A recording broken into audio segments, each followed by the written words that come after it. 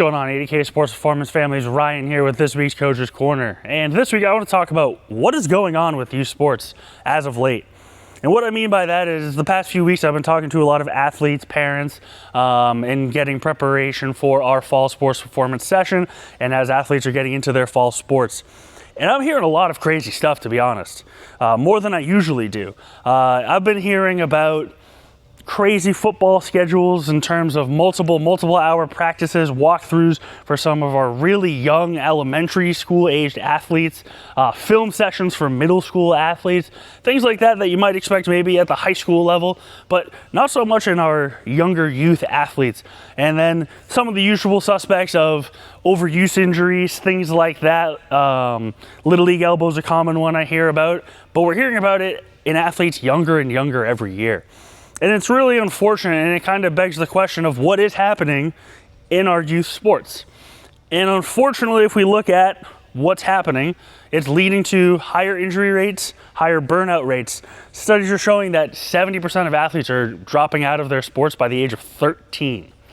And if we look at why some of these things are happening in terms of injuries, well, if we look at some of those athletes that are at young ages tearing their ACLs, little league elbow, little league shoulder, things like that, if we look at some of those athletes, oftentimes, can that athlete do a push-up? Can they do a squat? Can they land from a jump properly? Do they have good general body awareness? And usually the answer to all those questions is no.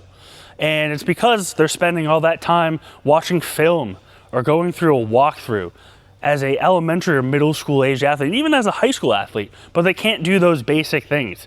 And doing those basic things is gonna help reduce the risk of injury. And if they're spending less time doing all of these hyper sport specific things, they're probably gonna be a little less burnt out because they're not spending every waking moment of their day worried about sport X.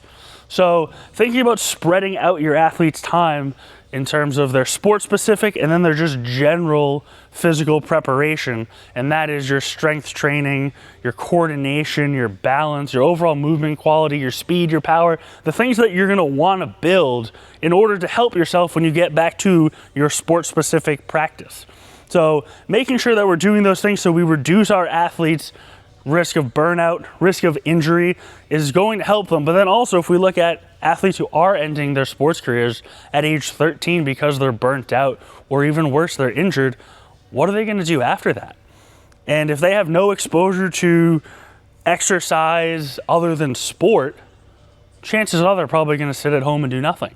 So we need to make sure that we're setting our athletes up for success both in their sport, but then also in life. So strength training, general physical preparation is going to be the way to do that.